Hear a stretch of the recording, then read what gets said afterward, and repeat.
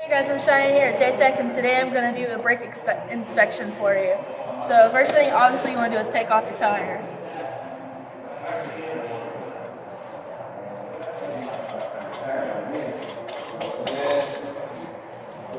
I already had most of the lug nuts off.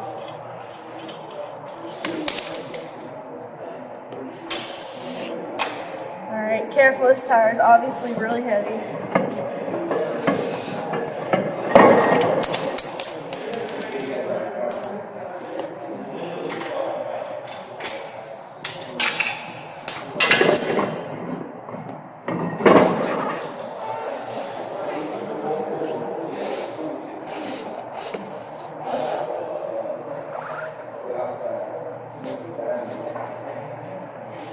Alright, now before you take your brake drum off, what you want to do is make sure that your chamber back here is caged. And it's caged with a bolt right here. I don't know if you can see. Yeah, it's right there. And if it's not caged, then your brake pads will be up against the wall of your brake drum, and then you won't be able to get it off. Some few things you want to check here. These things have a diameter for just manufacturer specifications. If they exceed this number right here, which is 422.15 millimeters, if they exceed that, then this needs to be replaced. Because if not, then the brake pads, the brake shoes aren't gonna hit the brake drum, and then of course you won't be able to stop. So then you just want to take your brake drum off. Be careful, it is really heavy. Some shops may have like a lift for the brake drums, but if not, then you just gotta use your legs.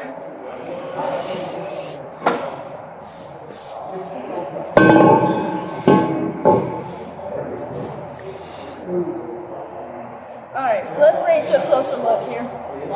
These are your brake shoes. Alright?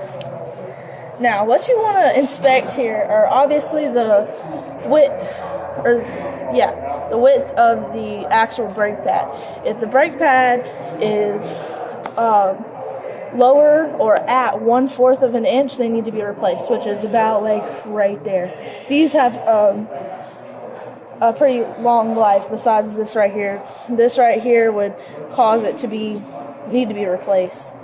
Next thing you want to check is your hardware, which is your springs and stuff like that. Make sure that they're not, you see the brake pads aren't really moving.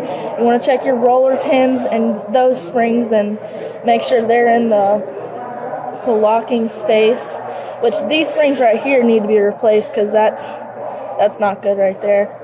Then you want to check your S-cam, make sure there's no movement there, make sure everything's good. Seams, you check this spring, it's got a spring behind it. Just check those, make sure they're not bent, broken, overly expanded. If they're overly expanded, they obviously need to be replaced. I will tell you that every time you change your brake shoes, change your brake hardware. If you don't, then you can get in big trouble by DOT, or if you're in a shop, you get in trouble by your boss.